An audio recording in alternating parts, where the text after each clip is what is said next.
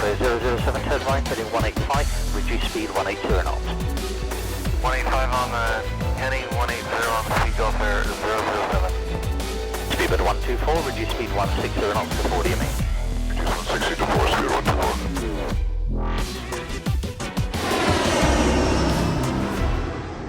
Hello there guys, and welcome to another FSX video. Now today is something different. I am joined with Stephen Bell. Hello there, Steve. Hello Matt, I'm not joined with you. Well, joined by me, joined whatever. You can see him on the other gate just in front of me there. He's the other Ryanair.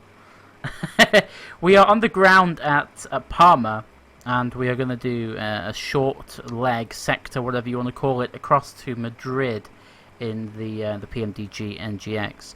Now, for those of you that don't know who Stephen is, he is a veteran flyer and quite an expert, if you will, on the NG. And every time I fly with him, I seem to learn a hell of a lot more than I already thought I knew. So that's what we're going to do. We're going to go through this flight as Stephen knows. I'm going to learn some stuff. Hopefully you'll learn some stuff. So yeah, enjoy. We're sat here, we're on ground power, and we've done a couple of quick checks on the aeroplane, and we've established that ground power, so we're not going to go through that today. So we're going to basically take it from you walking into the aeroplane. It's been used already this morning, so it's sat here on ground power. You've got your flight plan under your arm, like Matthew has, and you're running up the steps. You're going to fly the aeroplane, and the guy that is going to be helping you is now starting his walk around. So that's where we are. So the first thing we do, and I'm going to tell you, and you're going to follow me through, Matt, is we're going to do the safety inspection and going to do the sort of pilot flying's preliminary flight deck procedure. I'm not teaching you anything that's dark or black art here. It's all in the PMDG NGX manual set that came with the aeroplane. So if you want to go and read and study that, all of these procedures are basically Boeing procedures. There's a number of different procedures that Boeing do, depending on different types of aeroplanes and whatever and configurations, but these are the basic procedures. They do differ from airline to airline, so don't get too excited if it's something that you haven't done before or you haven't seen, and hopefully we'll all learn something. First we're going to do then, Matt, look at the overhead. As I said, we're on ground power, but just check that the battery switch is on and the guard is down. Yep. Check that your electric hydraulic demand pumps are off. You've got 4 hydraulic demand pumps, you know where they are. Yep. Centre A and centre B, they should be up, and you can leave the engine pumps, the outer switches, down for the moment. The next thing, look at the landing gear lever. That should be down, obviously, because we're on the ground. You should see 3 green lights above that, and then if you look onto the overhead, at the back of the overhead panel at the top, you should also see 3 green lights. That is correct. At this point, you'd pull out the stuff that's probably on the glare shield in front of you, which will be the maintenance documents and stuff like that. If the aeroplane's had a check, and that's at the point when you check the status of the aeroplane. We don't have to do that today. And you'd have a quick look at the library of all the documents on the aeroplane, and you check that they were all correct. We check that the ground power's on. We already know that. So you look at the ground power switch, we can see that that light's illuminated and that we've flicked it, and the ground power is actually running power through all the electrical systems on the aeroplanes. The source off lights should be extinguished. You can see the 2 source off lights because you've got generator bus lights that are blue, and the source off lights, they should all be off at the moment. Can you see both of those? Yep. Either side of the bus transfer switch. All good so far. Okay, the next thing I'm going to do is I'm going to do the overheat detector and fire test switch. So if you look down at the throttle pedestal, and below that you can see the 3 fire handles. The first thing we're going to do is we're going to check that the fire systems and detection systems are all working correctly before we do anything else, before we start the APU or anything like that. Okay, so the first thing we're going to do is we're going to hold the test switch to the left to fault in op. Okay, so the overheat light's on. Okay, that's good. If you just flick that back to the middle, let it sort of unload itself, and do it again, you can see that between the fire switch for number 1 and the APU, there should be a fault and an APU detect in op light. If they do not illuminate, if the fault light does not illuminate, the top one, then the fault monitoring system isn't going to work. Yeah. Okay, that's a go, no-go item. If the APU det in op light doesn't work, you can't operate the APU. So there are 2 quite significant go, no-go items. Okay, the next thing we're going to do is the fire and overheat warning. Basically, if you are going to do this test with the APU running, and this we're not doing today, but if you do this, you need to warn the ground personnel, because certain lights and warnings will come on inside the gear well, and if there are people walking around the aeroplane, they may get worried that you've got an actual APU fire. So sometimes that has to be done, but obviously we haven't got the APU warning. So what we're going to do is we're going to hold that same test switch to the right to overheat fire, and you should be able to hear the fire bell come on. Yeah. And then you should be able to press the red fire warning cutout switch, and that should cancel the bell. And what you should be looking at then are the master fire warning lights, number 1 APU and engine number 2 fire warning switches. The overheat lights should all be shining. If any of those lights do not illuminate, then that particular system is not working. So you can see that we've got on the left hand side, you've got an engine overheat, you've got number 1 fire handle is red, Yep. the APU fire handle is red, engine 2 overheat, and engine 2 fire handle is working. The wheel well light is also on. Yeah. We've got AC power established onto the aeroplane. If we didn't have that, that would not illuminate. Okay. So that is part of that check. And then we just flick that switch back over into the centre. You probably want to come to the other side of the lower throttle pedestal for this bit. We're going to check the squibs, which are the extinguishers. And on the left, or on the right-hand side of that fire panel, you'll see there's a small test switch. Flick it over to the left, and you should see 3 green lights. It will spring load and come back, and then flick it over to the right. That verifies that the extinguisher test lights are working, at the extinguisher systems, the circuitry is all working. Okay? Okay. Happy with that? At Yep. this point, if we wanted to, we could start the APU and we could put the power onto the APU bus. We're not going to do that for the simple reason that we're actually in Spain, and we're at Palma de Mallorca, and they've got some quite strict rules in reality about when you can start the APU. You're not supposed to start the APU at this airport due to noise reasons till about 5 minutes before you actually off brakes and start taxiing. So we're just going to leave it where it is for the minute, all right? Mm-hmm. Good. The next thing, if we look on the overhead, we just check that the emergency exit light switch is actually in the armed position. So Yep. just have a look and check that now. That should be all there. Sometimes that's turned off at night, and you need to check that that is in the correct position so that if you do evacuate or press the evacuation button, the necessary lights and bits and pieces come out. You can test the cabin attendant call chime, which is next to the seatbelt sign. Just flick that up and down and cue it. Mm-hmm. You should hear a ding ding. Yeah. And then we're going to look at the flap lever. The flap lever should be up, and the flap indication should be up, and that should all be correct. Yep. The next thing you're going to do is going to advance the throttles forwards to the forward stop, and you should hear an alarm sound. Okay, Yep. that's the takeoff configuration warning horn. Okay, put the thrust levers back to the idle position at that point. Mm-hmm. Okay, we're going to check the cargo system now, the cargo fire system, the protection system, and that's below the engine and APU system. And you can see that there's a small light test switch there.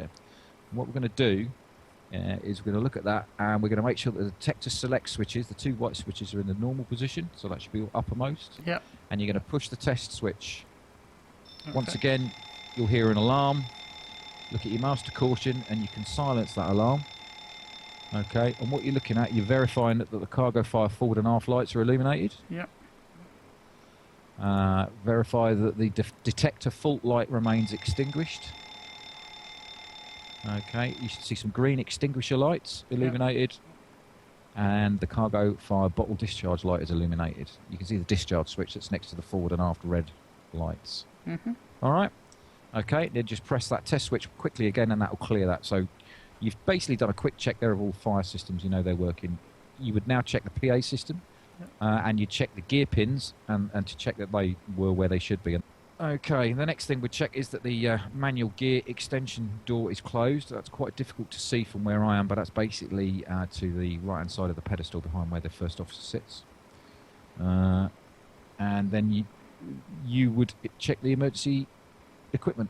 So you check that the fire extinguisher was where it should be, which is behind the first officer. So if you go to the left-hand seat, you can actually see where that is. It should be checked and stowed. There should be a pin in it, and it should have all of its dates and things in it, and it should have a full charge. A bit like checking an extinguisher anyway. I'm sure lots of your viewers know how to do that.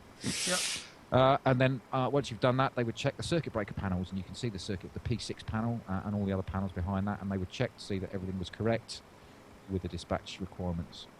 And after that, above the first officer, above his seat, you can see there's an emergency escape rope. You just pull the cover off that and make sure that's set and that it's actually attached to the inside airframe of the aeroplane, so that if he needs it, he can do it. Go to the very upper overhead now, above where the first officer sits, and you can see the flight test recorder. It's at the very top. In the top, as we look at it, the top right-hand corner of the overhead. Yep. Okay, verify that that switch is on and the guard is closed. Flick the guard up. Flick the switch across to your left-hand side, and the light should go out. Yep. The flight recorder light goes out. Okay, and then all you need to do is reseat the flight tick, the guard, and the off light will go back on, and you can see that. Yep. Okay, the next thing we'll do the Mach warning tests, Mach airspeed warning tests, and we'll hear the clackers. There's two, one either side.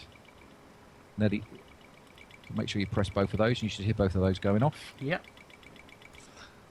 And now we're going to do the stall warning test, and they're below those. So if you press each one of those, you'll hear the buzzers. Yep.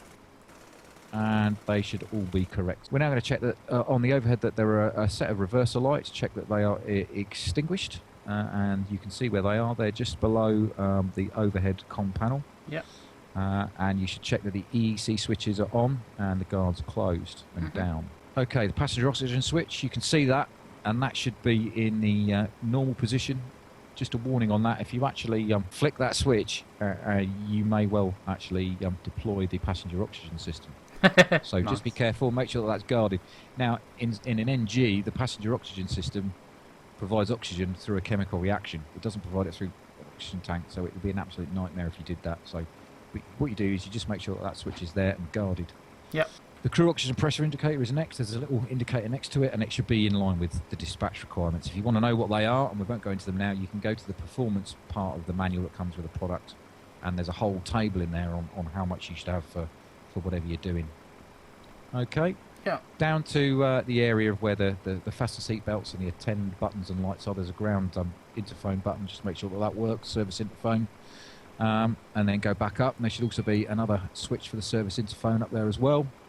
You can see where the service interphone is next to the two GPS switches. Just make sure that that is in the correct position. Yeah. It should be on or as required. The next thing we're going to do is we're going to start the alignment for the IRS systems. You see there's two IRS switches. They should be in the off position. If they're not, first thing you do is you put them to the off position.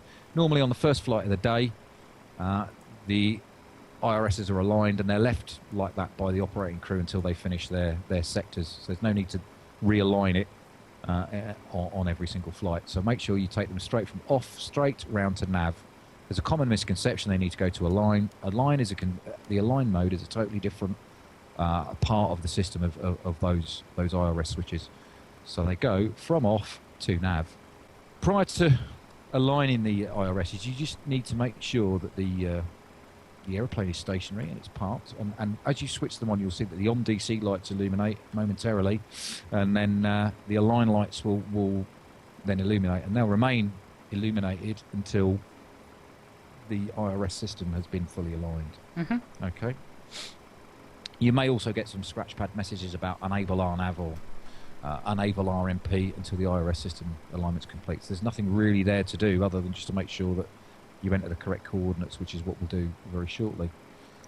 You check the cabin phone system as well. Check that is working, and an important little light that is often overlooked to the bottom, about 7 o'clock of the left IRS, is the PSEU light, the pressure switch electronic unit. It's a go/no-go item.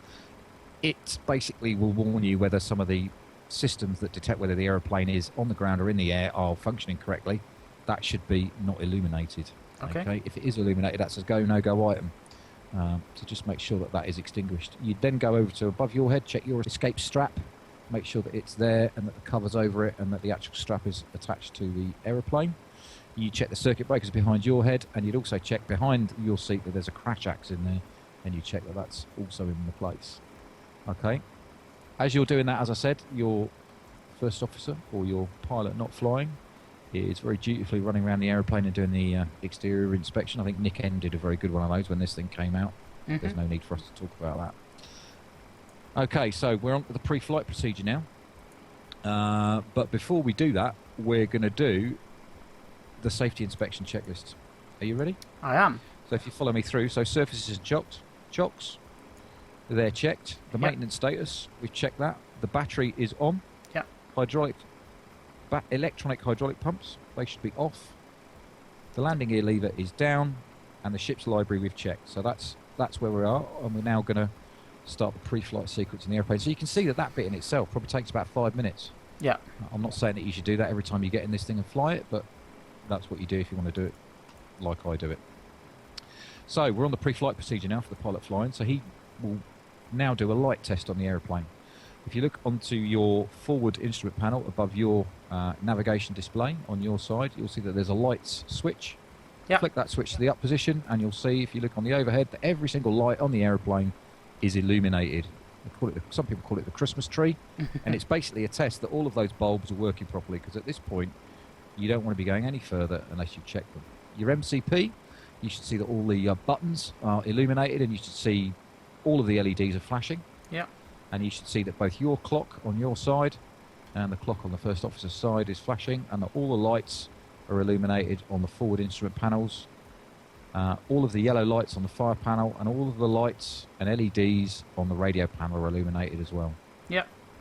And very pretty it looks too. It does, actually. That's Once really you've done nice. that, flick it back into the centre. That's the normal brightness position. If you want to dim the lights, some people do that for nighttime operations, just flick it down very quickly, and you can see the yellow master caution light and all the other lights go a little bit more dim. Some people use that at night. It's entirely up to you whether you actually do that or not. Mm-hmm. Okay, and just to reiterate, the fire warning lights are not checked during that light test. Okay, they're a totally separate system, and they're checked when you do the fire tests. Okay, if you go down to your side panel there, we're going to check your oxygen control system now. Yeah. The first thing you do is you press the test and reset switch, and you'll see that the small little light illuminates. We can't actually do this at this moment, but as you do that, you'll be checking that the pressure in your cylinder doesn't drop by more than a set amount, which is about 100 psi. The next thing you do, below the 100% push button, you'll see a little red button in the middle there. Yep. Push that down, press it again, and you should see that you get 100% flow on that mask, and that little indicator on the top left doesn't actually go out. Mm-hmm. Okay, that's your set done, and we'll expect the first officer to be when he gets on board as well. We're now going to check your EFIS, which is above your navigation display. Now, there are a number of things we're going to set up on there. It's entirely up to pilots what they select and what they don't select, but we'll just run through them. Some people like to fly with a flight path vector, some people don't. We'll fly with a flight path vector today, so just make sure that's on. Mm-hmm. And we'll set the QNH. The QNH at the moment, as I make it, is 1016. Correct. Probably want your VOR switches up. See, a lot of people when they fly and do YouTube videos, they don't display their VORs and their ND. Always have the raw data available. You never know when you might need it. The left approach VOR map and plan switch, have that on map. Yep. And have your range ring at 5 miles. Yep. And for now, just press the airport switch, make sure the data switch is switched, and make sure the terrain switch is pressed. We'll look at your clock, make sure the time and date is correct, and make sure that the UTC time, Universal Coordinated Time, or Zulu time, is set correctly. Okay, and below that is the noseable steering switch. Make sure that that's closed. That's a captain item that he checks on that side, but just make sure that that's correctly set. You've then got some main panel display lights and lighting things below that you can check and set as you wish to. Yeah. So what we're going to do now is we're going to go to your CDU, and it should be on the ident page, and we're going to set the position initialization to start the IRS alignment. So if you go to your ident page, first of all, and you can see it tells you what model the aeroplane is, what the engine rating is. Yep. You check your navigation cycle. Hopefully you're on 1402 like me. Correct. And you check the operational program. We've got an FMC here with 10.8 alpha. There are on the real aeroplane there are a number of other things. We're going to press the POSINIT key now, and you're going to type in the ICAO, Lima Echo Papa Alpha, and you're going to put that in at 2 left, and you're going to put gate 105 below that. Yeah. At this point, you can cross-check your GMT, month and day, with your clock. Then you're going to press next page. Mm-hmm. Hopefully your GPS lights are not illuminated and the GPS is already up and running, and you should have a GPS left and a GPS right, latitude and longitude. Yep. Okay, down select the GPS left position, put it into the scratch pad, compare it to your gate position, and then enter that into the area where an entry is required. So the IRSs should be warming up now. Yep. Just have a look at your PFD, just make sure that a number of things will come alive on that, and we'll actually do the instrument checks and things on that once our IRSs have aligned.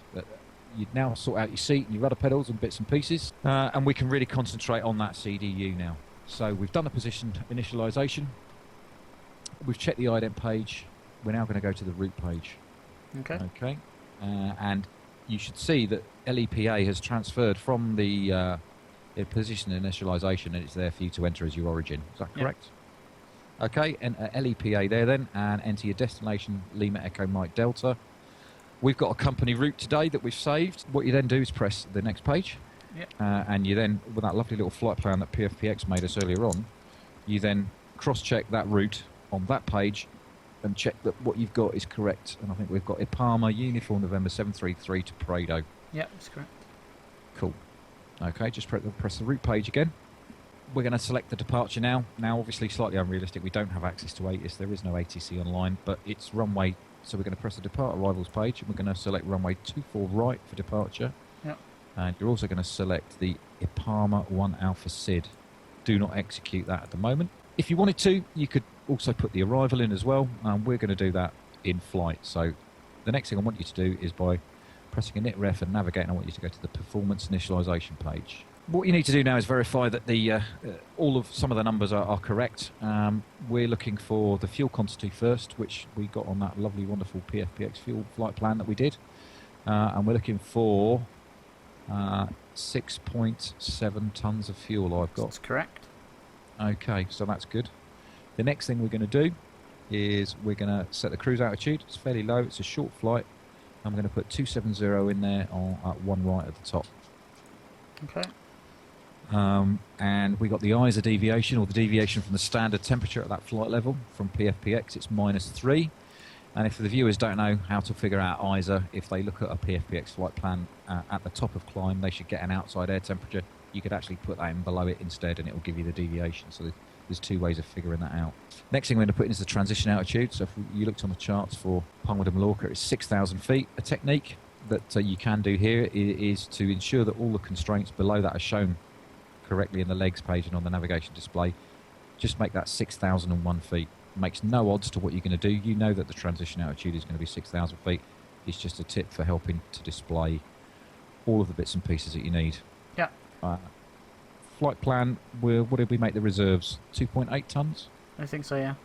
We did, because that is the final reserve, which is 30 minutes, and the burn to the alternate, which today is Valencia, which is 39 minutes. Yep. So the reserves for us today is 2.8. You can put that in as well. Yep. Okay.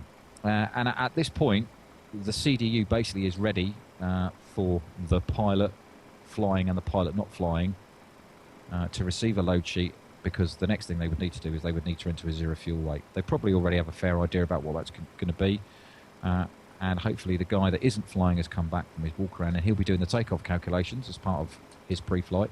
And until you've got that zero fuel weight, you only really know that once you've got all the passengers on board and you've been given a piece of paper. There's no point executing anything or doing anything else with the CDU. Have your IRSs aligned yet? Yep. Okay, so you can see, if you open up that range, you can see that you've got a dotted blue line at the moment. Can you see that? That is going to turn magenta when you activate that route, but at the moment, that's all you really need to do to that. Mm-hmm. We'll talk about the remainder of the pre-flight with the CDU shortly. We'll go on to doing some more checks at the moment. If you look above your head on the left-hand side of the overhead, we're going to check the flight control panels now. Mm-hmm. We're going to check that the two flight control switches, what the guards are showed, and the low pressure lights are illuminated, the two low pressure lights. Hopefully you can see those. Yeah. Below those is the A and B spoiler guard should be closed. Mm-hmm. And the yaw damper switch should be on. If you turn the IRSs off, the yaw dampers go off, and once you've got the IRSs in the nav position, you can flick the yaw damper switch on. We'll see that go off once we shut the aeroplane down. And just make sure that the yaw damper light is extinguished. You can turn it off. You can flick it off, the light comes on, flick it down, and the light should go off momentarily, like mine just has there. Okay. Yep. The next thing you need to look at is that the standby hydraulic low pressure light is extinguished, and you should be able to see all of these bits and pieces on that overhead panel. Verify that standby rudder on light is extinguished. The alternate flaps master switch guard is closed. That's a big red one. You can see there's a bit of copper wire around it. PMDG gave us that. Yep. The alternate flaps switch is in the off position. The field differential pressure light is extinguished. The speed trim Mac fail light is extinguished. The Mac trim fail light is extinguished, and the auto slap fail light is extinguished. So all of those flight control systems should be as they are. So effectively, all you should see is the 2 low pressure lights. Yeah. Quite long-winded. But that's what you're looking at. Below that's the navigation panel. Mm-hmm. The VHF nav transfer switch should be normal. The IRS switch should be normal. And the FMC transfer switch, if it's installed, which we have, should be normal. All of those are to do with selecting various inputs to each side, because remember, each pilot receives information from various sensors to his side of the aeroplane. Okay. If you move and manipulate some of those switches on that panel, Mm-hmm. you may receive information from another side. Normally, you only do that when there's a non-normal situation. Yeah. All good? Indeed. Excellent. Okay, below that's the displays panel. The VHF nav transfer switch, we talked about, should be normal. The source selector switch should be normal. That's that big switch. And the control panel switch should be normal as well.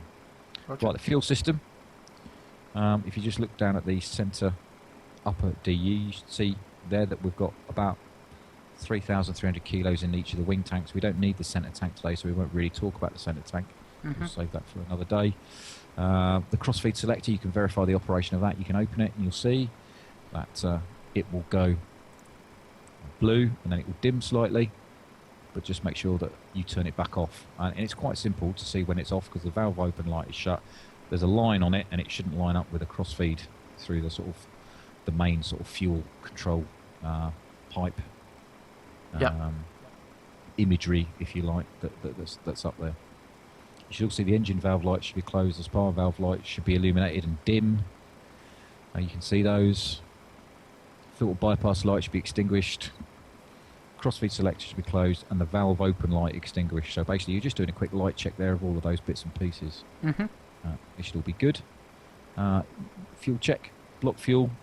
And you check that against the fuel requirement on the flight plan.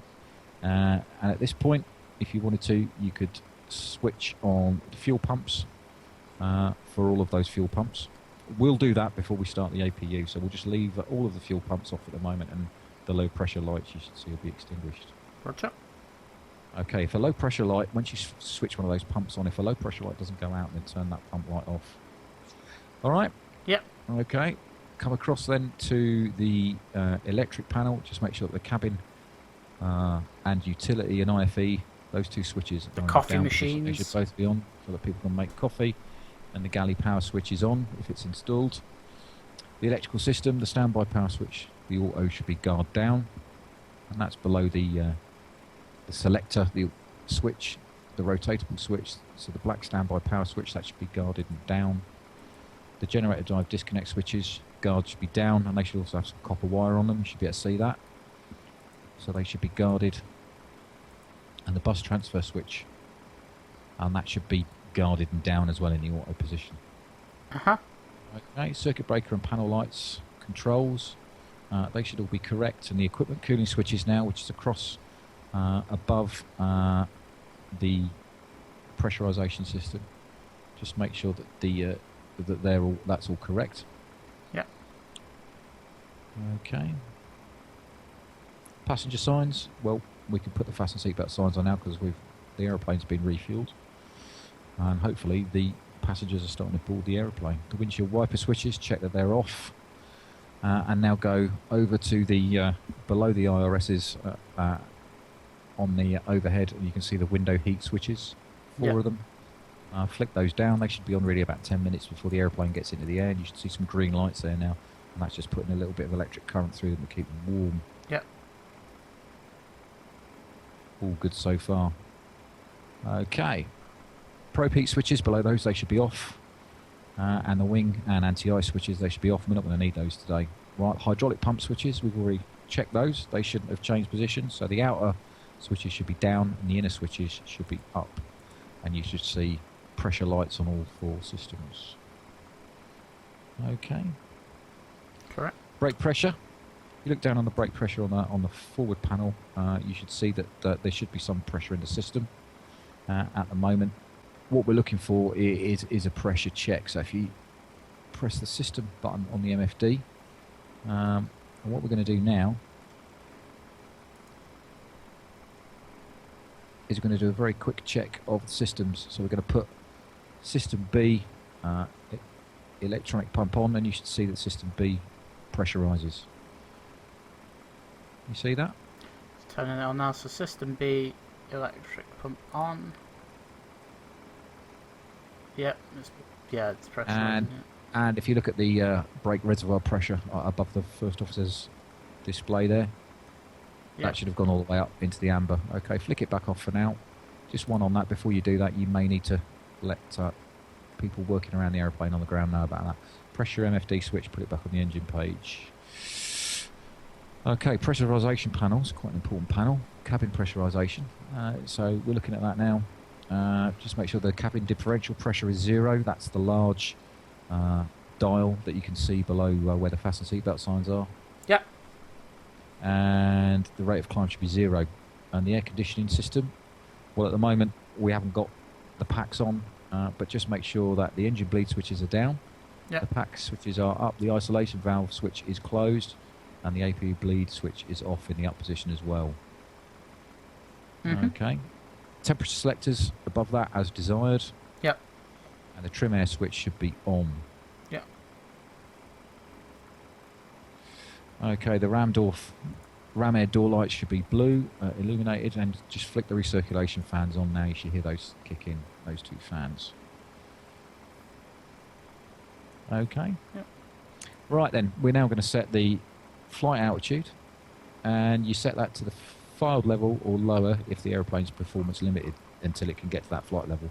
So set that to 2,700 feet, and we'll set the landing altitude to Madrid, which is 2,000 feet, there or thereabouts. Obviously you need to round up or round down the system. The actual airport elevation at Madrid is, as he checks his chart, it's 1,998 feet. Okay, if it was 1,949 feet, we'd set 1,950 feet. It's pretty straightforward, isn't it? Yeah. And we set that now. Why are we going to Madrid? Well, that's one of the reasons why we're going there, because it's actually a little bit higher than sea level, and it's somewhere different to fly to as well. Indeed. Okay, just make sure that the automatic fail light below that is extinguished. And make sure that the pressurisation mode selector, okay, is in auto. So if you just go and take a closer look at that, and if you flick it across to manual, you can see that a green light comes on. Not a very intuitive switch, that. Green normally means that things are working properly, and amber normally means that things aren't working properly. It's caused people a few problems in the past. Make sure it's in the auto position all the way around to the left. It may have been moved. Somebody may have had to check the pressure on a door seal during the night. Just make sure that it's all the way over to the left and that light's off, or you may have some problems as you pass through 10,000 feet. He chuckles and says. Okay, exterior lights then. Well, the position and strobes should be on, down in steady. The logo light should be off, the anti-collision light should be off, the wheel well and wing lights should be off as well. The landing light should be off, the runway turn-offs and the taxi lights, they should all be off now as well. Yeah. Okay. The ignition switch, which is in between the 2 start switches. Yep. Up to you where you put that. You can have it on both. If you're flying it and you're flying an airline, you might want to put, for a main hub or base, you might want to put it over to the right like we've got it. Or you might want to flick it over to the left if you're going to an outstation that isn't a main hub. It's up to you what you do with it, or you can leave it on both. Generally, they use one flight and use the other on the other flight, so they flick it across as they go. Ignition switches, we've done. The start switch should be off, so we can go to the mode control panel now. Yeah. Okay, we'll do the courses first. If you look at your charts, we've got that at Palma SID, haven't we? Yeah. So we'll look at that then. We're going to tune some radios in a minute, so let's select on the left side on the course knob, let's select 237. Sorry, on the right side, sorry. And on the left side, let's select 279. That will become a little bit more self-explanatory in a minute. So on the right, 237, on the left, course 279. Yeah. Okay, you're flying on your side. Turn your flight director on. Yeah. You'll notice the master light illuminates, and then turn the pilot who isn't flying's flight director on second. Yep. Okay, so your system is the master system. If he was flying, you'd put his on first. We'll stick the runway heading in the box. It's 239, and the SID's got an initial cleared altitude of 4,000 feet. So we'll set that in there as well. Sometimes before the final CDU and pre-flight is done, when this is set up, they may or may not add 100 feet to that or subtract it so that it's an odd number so that it attracts their attention so that when they do their final checks they can set it. Okay, we'll just set it at 4,000 feet because it will save any problems and any confusion for us. Yep. Make sure the auto throttle switch is off. Now, lots of debate about auto throttle switches. All Boeings are different. On this aircraft, the auto throttle is normally armed during a taxi to the runway. On the newer, more modern Boeings like the 777s and the 747s, depending on airlines, some of them leave it armed all the time, some of them arm it as part of the pre-flight. Okay, but on an NG, it's off until a later stage of the approach to the runway, if you like. So make sure that that's switched off. Mm-hmm. Okay, the heading we've talked about. Bank angle, that's another bone of contention. Some airlines use the bank limiter, some don't. Today we're going to set that at 25, and then we're going to set it to 30 later on in the flight as we climb through 10,000 feet, so make sure that's on 25. Just a word on that, that only controls the bank limit when you're using the heading as a roll mode. It does not control the angle of bank when the aircraft's flying in LNAV, okay? LNAV and the flight control computers and the flight management system know how far to bank the aeroplane. Okay, so it only works when you're in heading select, but it's quite useful to keep it at 25 degrees because quite often in the terminal environment you're going to get radar headings and vectors. So that's normally why we do that. Bit of an older aeroplane today. We're going to do the standby instruments now. They are all erected and should be correct, and your QNH should be set at 1016 on your standby altimeter, and your horizon above that should be erected.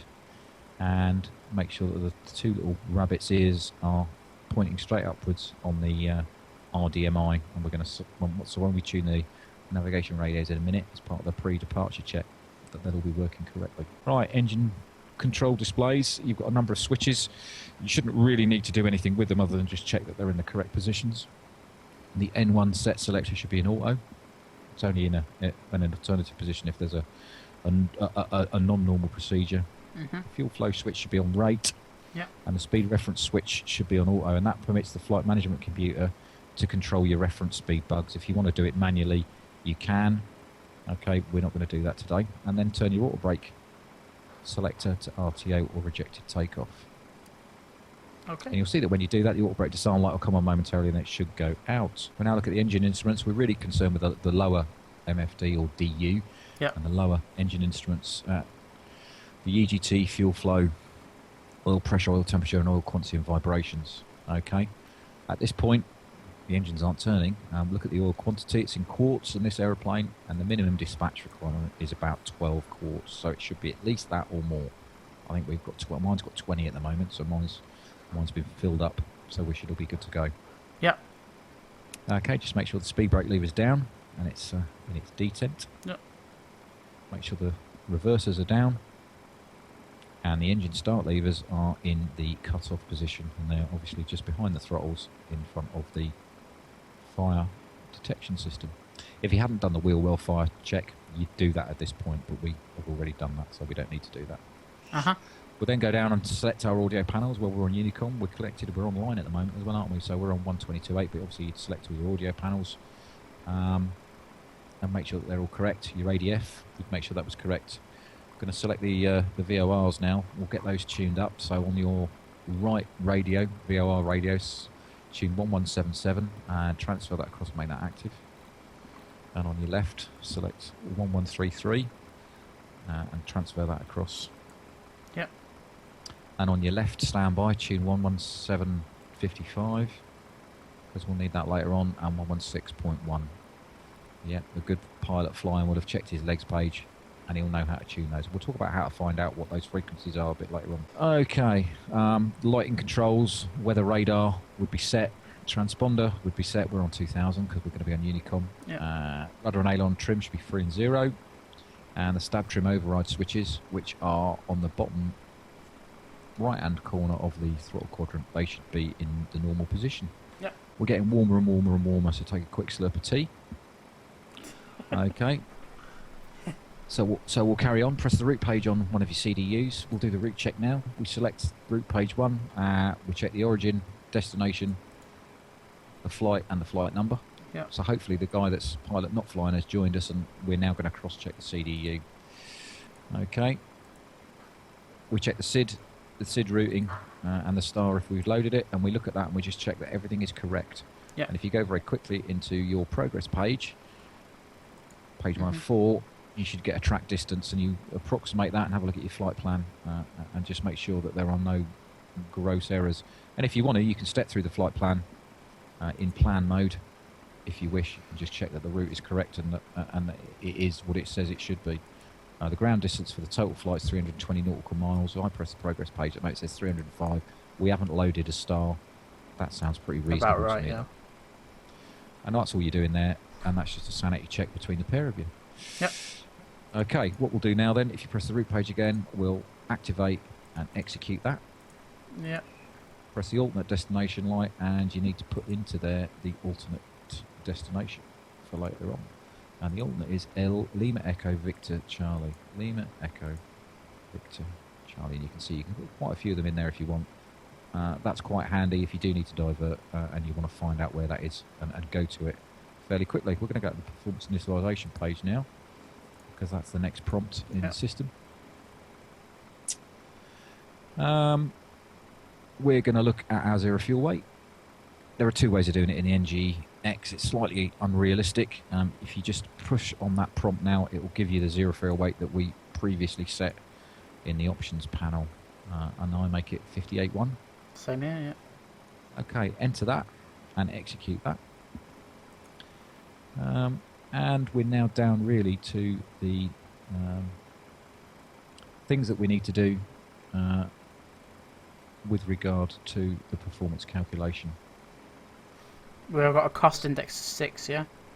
That's correct. We're going to use that today, and we're now basically down to the point where we're going to do we're going to enter the takeoff data, which hopefully the guy that isn't flying is dutifully prepared for you all later on. Airplane's pretty light today, and obviously there are a number of options that we've got. If you press the N1 limit page, and you can see on this airplane it's got 26k rated engines, and it's got 2 D rates, a double D rates fitted, so you can have a 24 or a 22k D rate, or you could even have a 27k bump.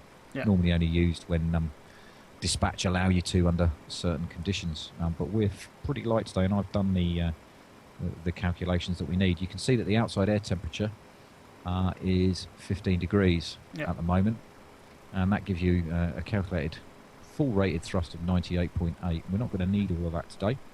That's a whole subject in itself. We're going to use a fixed D rate, a 22 D rate, and we're also going to use an assumed temperature. Just a couple of things on the old assumed temperatures. If your takeoff weight's within 500 kilos of the maximum allowable off that runway, you shouldn't use an assumed temperature. If you're anti-skid and your reversers are inoperative, you shouldn't be using them. You shouldn't be using assumed temperatures. If your EECs are in alternate mode, you shouldn't use assumed temperatures. If the runway's got snow on it, slush, ice, or standing water, that doesn't mean if it's raining, but if there's significant amounts of standing water on it, you shouldn't use an assumed temperature. If you need to fly the aeroplane with the gear down, you shouldn't use it. If there's wind shear conditions, you shouldn't use an assumed temperature. If you're carrying out a bleed to takeoff, don't use an assumed temperature. And most interestingly, if your crosswind component is in excess of 10 knots on the runway, do not use an assumed temperature. That comes straight out of the Boeing manual. Wow. Okay? You can still use a fixed D rate, but you shouldn't use an assumed temperature. Well, none of those conditions apply today. So I want you to go ahead and select 22k D rate. I've already done the calculations for us because I'm a blinding first officer. Okay, and your assumed temperature today is 40 degrees. So put that in at the top left, line select 1 left. Yep. And you'll see that that's going to automatically select climb 1 thrust for us. Yeah. Okay. And we'll leave that where it is for now. I'm quite happy with that. And normally the SOP is to leave that wherever the FMC puts it, unless there's any particular reason why you wouldn't have to. We'll leave that where it is for now. And you can see that's given us a reduced thrust of 88.7 on each side on the N1. Yep. Takeoff page. We're going to do a flat 5 takeoff, put flat 5 in there, and then press the C of G prompt. Slightly unrealistic, you'd have to work that out off the load sheet, but enter the C of G. Yep. And the next thing I want you to do is press the next page. We're going to do one particular type of departure today. We're going to do a noise abatement 2, or NDAP B departure, and you should see that that's already defaulted that the acceleration height will be 1,000 feet and the thrust reduction height will happen at 1,500 feet, and these are all above the airfield. Yep. Just check that at the top right the runway's dry, and that's all you need to do. Go previous page again. So the numbers I worked out on page 1 of 2 is V1 is 141. You can go ahead and select that. V2 is 141. And sorry, VR is 141 and V2 is 144, which is 1 knot slower, but we'll go with that. Yep. So you should have 141, 141, 144. Yep. Go to your MCP, the speed window, and select 144 in that window. Yep.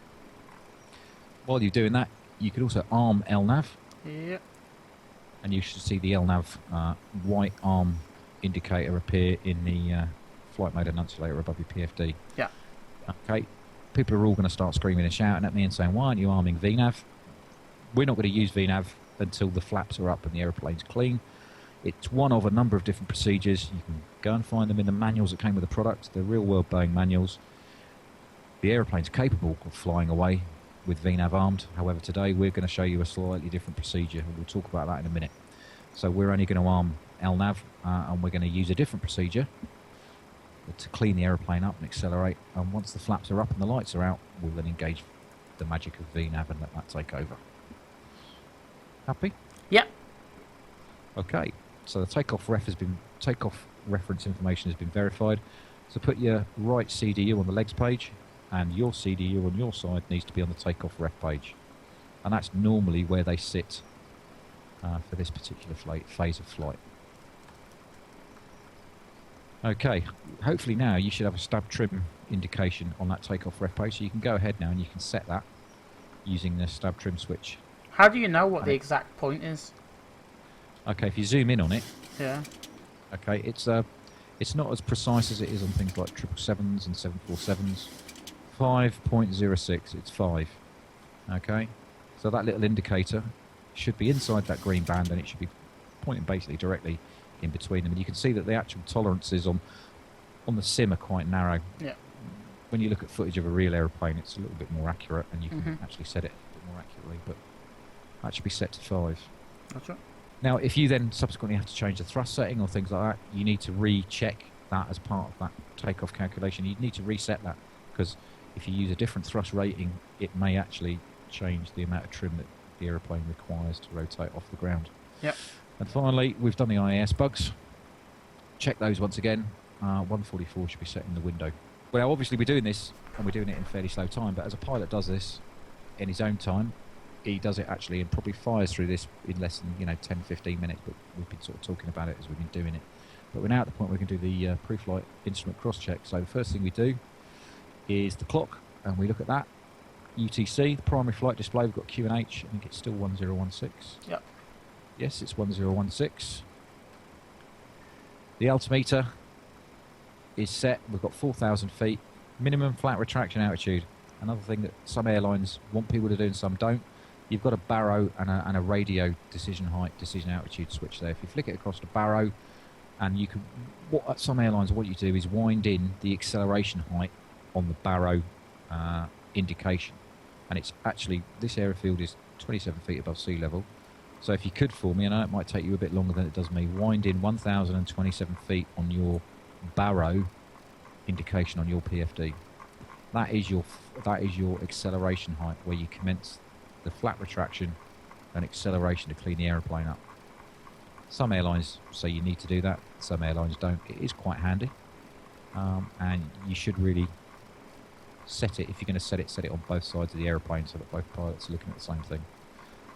As an NG PMDG-ism, I used a couple of keyboard shortcuts on the number pad on my keyboard, and I used the keyboard options within the PMDG thing to set it so that if I press one button and hold it down, it winds it in much more quickly than you because I can hear you going around that. Sounds like a mouse running around a little wheel at the moment. Yeah, I've done it now. Struggling to set it.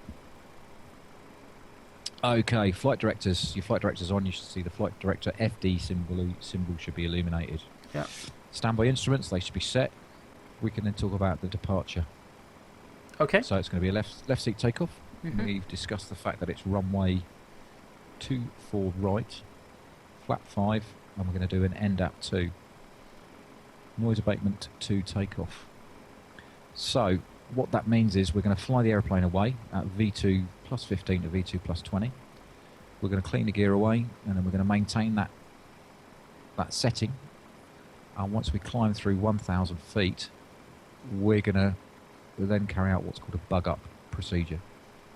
We're going to put the autopilot in at that point at 1,000 feet, and the mode control on the autopilot MCP will change to level change. And what we're then going to do is we're going to wind the airspeed bug in the MCP to the flaps up position.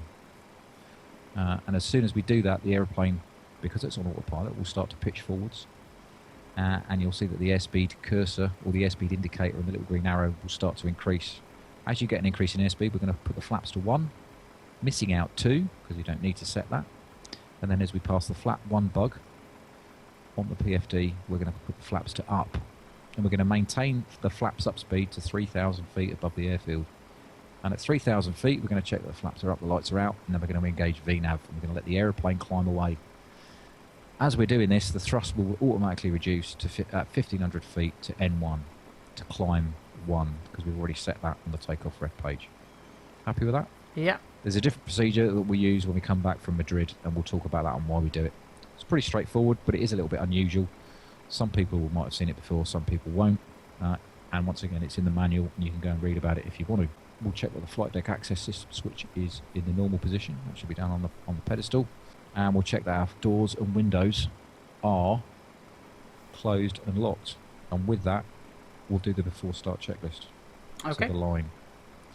Okay, so if you've got the checklist out, I'll call them out. Yeah. Call them off. Flight deck prep then. Well, we've completed that. Mobile phone, I've turned mine off. Mine ran out of battery, so it's gone. Cabin phone. Is on.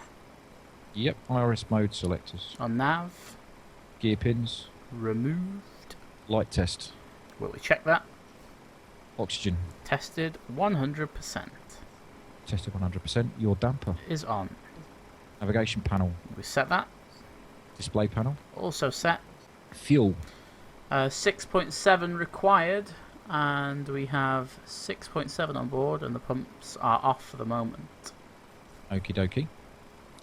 So with that then, we'll hold that there and we'll start the APU now. Okay. Because we're within 5 minutes, and at this point we'll be calling for our clearance and whatever. So the first thing I want you to do is put one of the number 1 pumps on, and we'll put the forward pump, so the one first in from the left. Yep. Flick that on.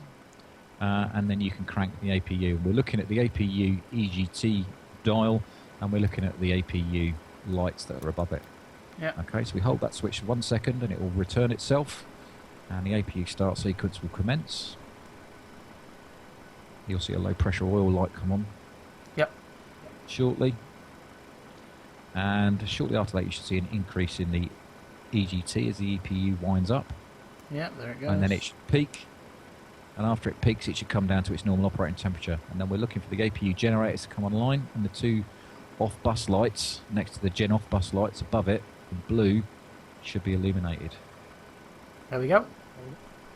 Okay, once your gen off-bus lights are illuminated, make sure you flick them across, and you then establish power onto the APU. You can check whether the APU current is being pulled off it. If you look below the on the electronic panel, you'll see that there are 2 large switches. The right hand switch that all the way around to the top to the APU generator. You can see how many volts, how many amps has been pulled, and how many volts DC and AC, and the frequency. So you can see that there's power being pulled onto the APU. Yep. Put that switch back down to the standby power and just leave it there. What you can do now is you can go a slight FSism if you like, go to the menu page, FS actions, and at this point make sure your parking brake is set and the light is illuminated. Go to the ground connections, remove the ground power and remove the chocks. And then I guess for me, I don't have anything like ground environment or whatever, I use the good old-fashioned pushback. We're not going to need to push back today, but that would be when I would make sure that page was up. But we don't need that today because we're actually going to self-maneuver off the stand. So you can put your CDU, make sure, as again, pilot flying, left-hand CDU on takeoff, right-hand on the route page. So the APU is now established, and if you look above you now, you should see that the ground power has been removed and the little door has been shut, and now the aeroplane's completely self-sufficient. Place the APU bleed valve into the on position and place the isolation valve fully open. And you should see on the pressurization panel that both of the ducts are now pressurized, and there's some air blowing through the pressurization system, which ultimately will go to the air conditioning packs. Normally with the packs, they leave the system in this position with the packs off for about a minute just to let all of the ducts and the pipes and everything warm up. We'll leave the packs off for the moment. Okay. It's a fairly nice day. It's 14 degrees. The doors have only just been momentarily closed, or indeed, if it were real, they may not have even been closed yet. So we'll just wait and see. And with that in mind, I do still have doors to close. Once the air stair and all the lights have gone off, you can just flick the packs down one switch and put them on, and you'll see that the duct pressure rises a little bit more, and there's some nice cool conditioned air getting blown around the cabin. You can probably hear the effect of the packs as well. Yep. So the aeroplane's now on its own power and it's totally self-sufficient. And at that point, for the next item then, cabin utility, IFE, galley power. Yeah, that's on. Emergency exit lights. Are armed. Passenger signs. On. With the heat. On. Hydraulics. Normal. So it's normal, and if you look there then, so your outer pump should be on and your inner pump should be off. Yeah. At the moment. That's the normal configuration, and we'll set it slightly differently in a minute. Air conditioning pressurization. The packs are auto, and the bleeds are on, and it's all set. Pressurization mode selector. It's auto. Autopilots. Disengaged. Instruments. Cross-checked. Auto brake. RTO. Speed brake. Is down detent. Parking brake. Set. Stab trim cutout. Is normal. Wheel well fire warning. Checked. Radios radar transponder. Set and on standby. Rudder and aileron trims. 3 and 0. Takeoff briefing. Is discussed. Not in massive depth, but we've discussed it, and we'll read and do, and people can watch what we're doing later on. So yep. Correct. PA, we've done that. Papers, we've checked. FMC CDU. Oh, set. And N1IS bugs. It's auto, and we have. Is this a time to call out the speeds? Yeah, 144, or you can go V1 141, V2, or VR 141, V2 144, and that should be set in the speed window. Okay. Where are we then? Stab trim. Stab trim. That's 5.5 and a bit units, so there was 5.25 units set. Flight deck windows and cockpit door. Is locked. Doors are closed. Okay, so that's down to the line. So at this point then, we need to make sure that we've got our start clearance. In this case, what it would be, we would now be asking for push and start clearance.